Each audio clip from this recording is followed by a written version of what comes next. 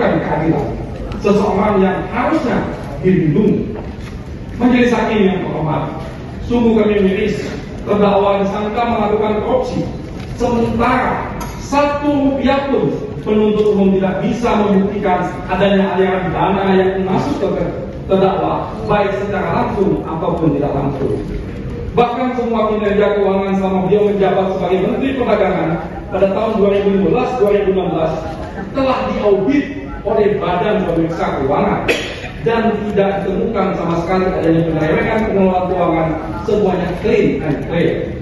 Kami percaya Majelis Hakim yang terhormat akan memimpin persidangan ini dengan seadil-adilnya, memulihkan hak keadilan bagi terdakwa yang dirampas secara paksa dan semena-mena, mengembalikannya kepada keluarga yang telah lama menantinya dengan penuh air mata berlebihan.